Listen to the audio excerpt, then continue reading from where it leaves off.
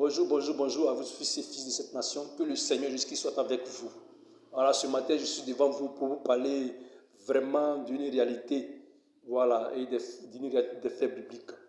Voilà, je suis chrétien et je me nomme Yoleba Grago William. Et je vais vous parler en tant qu'un chrétien, voilà, qui doit vous dire certaines choses que vous rangez votre vie. Pour que dans notre pays, qu'il y ait développement, qu'il y ait succès, qu'il y ait bénédiction pour toi-même.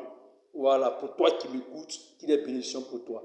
Voilà, autrefois, la semaine passée, dimanche, j'ai prêché, j'ai parlé sur comment on appelle, quand les jeunes filles cherchent, les jeunes garçons cherchent des femmes, ils se cherchent, ils font des enfants n'importe comment. Voilà, comme ça la vie n'évolue pas, parce qu'il y a des sectes d'impurité, le péché abonde, le péché surabonde. Voilà, donc chercher comme on appelle, faire des enfants n'importe comment va nous appauvrir à chaque fois dans ce pays, même dans le monde entier. Donc ce matin, je vais parler sur un autre point pour dire que quand vous faites des affaires n'importe comment, mais il y a une autre réalité, vous ne devez pas vous unir. Quand vous dites aux enfants, mariez-vous légalement. Et puis je vais parler sur ceux qui mettent déjà rapidement la bague dans le doigt. Combien de fois tu as déjà fait des foyers avant que tu lui mettes la bague dans le doigt? Combien de fois? Je vous pose question, vous-même que vous êtes marié légalement, on ne se lève pas pour se marier légalement. Dans la vie, on ne se lève pas pour se marier légalement. Combien de fois, combien de personnes, combien de garçons que tu as obtenus dans la vie à ton jeune âge de 15 ans jusqu'à 40 ans, 50 ans, avant de mettre la bague dans ton doigt? Combien de jeunes garçons avec qui tu as couché avant de mettre la bague? Faites attention. Parmi ces 15 hommes, 16 hommes dans ta vie, jusqu'à ce que tu aies l'âge de 50 ans, peut-être que parmi ces garçons-là, il y a un mois qui s'est présenté à tes parents. Du coup, ce dernier est connu, et puis tu le laisses, tu t'en vas marier une autre personne que tes parents même ne connaissent pas. Et vous faites ça en cachet. Et puis après, tu t'en fais un mariage légal.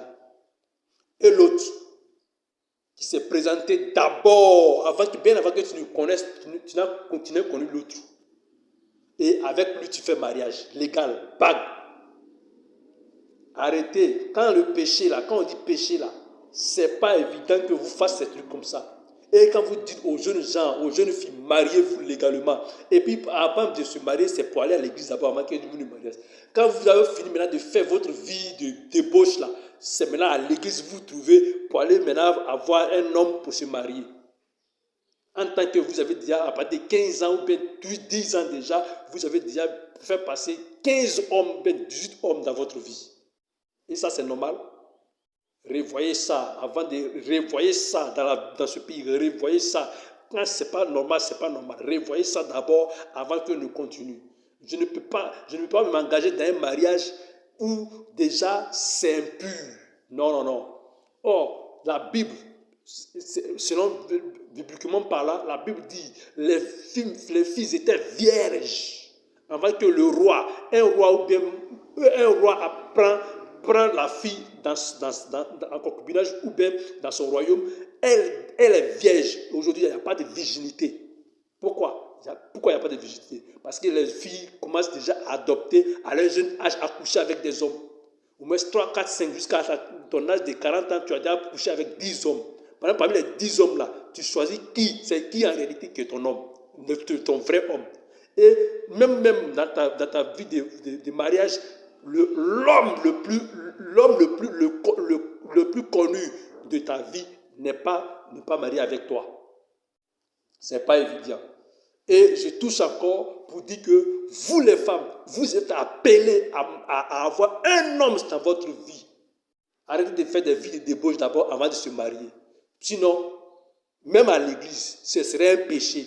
Même ta mariée, même si il y a bague dans ta doigt, ça serait un péché. Parce que c'est pas de n'importe comment on fait de mariage. Voilà. Si cela n'est pas de commerce, vous dites que comme j'ai vu un grand type, je vais le marier. et ce que tu as fait dans le dit. Voilà, on ne se cache pas d'abord avant de se marier. Tu t'es caché. Si tu t'as rattrapé un jour, il y a des filles qui meurent dans ça parce qu'ils se sont cachés pour faire avant de devenir maintenant. Voilà. Quand vous êtes fatigué et que ça ne va pas, c'est fermé maintenant, vous vous retrouvez à l'église. Et à l'église, on vous marie. Et aussi, même dans l'église, ça devient de n'importe quoi. Voyez cela, voyez cela. Et à vous les hommes, on ne vous a pas interdit d'avoir des femmes. On ne vous a pas interdit ça. Même la Bible mentionne qu'il y a eu des femmes que des patriarches ont mariées. Même des rois ont marié des femmes. Voilà, ils ont eu des concubines et une femme à leur charge, une reine à leur charge. Il y a eu des femmes. Mais toutes les femmes ne sont pas... Tu ne peux pas avoir des femmes, mais parmi ces femmes-là, la femme de quelqu'un se retrouve dedans. Voilà.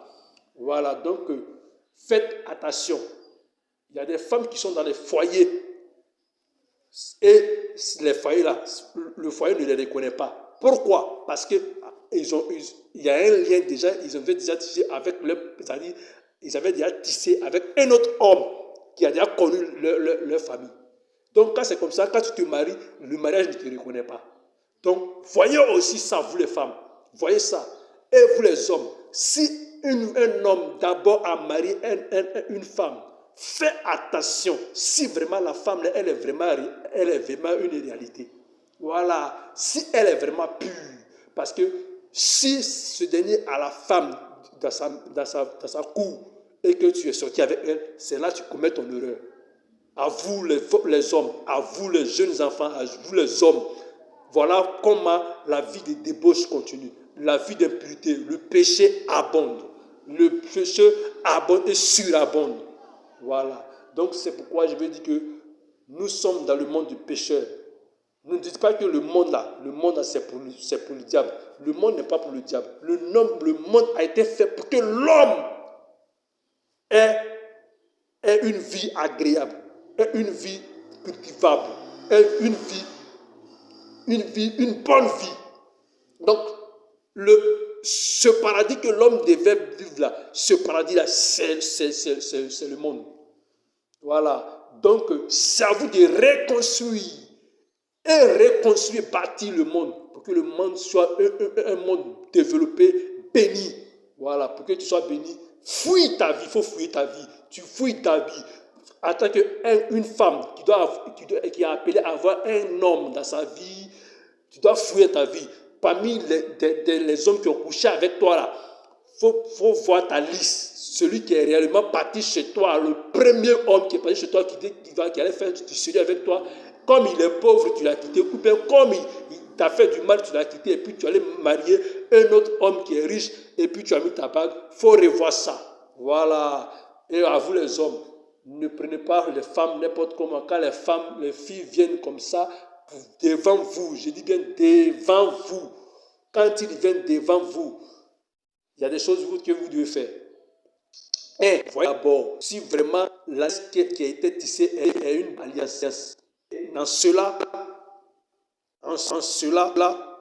tu peux maintenant aller en avant avec elle. Si elle avec elle, tu te recules. Si elle avec un homme, tu te recules. Voilà, parce que si tu fais ça, tu commets une erreur. Pour ne pas commettre une erreur, ne cherche pas la femme d'autrui, ne fais pas la femme d'une autre. C'est là, je vais m'arrêter. Que le nom de notre Seigneur Jésus-Christ soit avec vous. Que le nom de notre Seigneur Jésus-Christ vous instruit. Que Jésus-Christ vous instruit pour avoir la réalité de la vie et la vie de vérité. Shalom.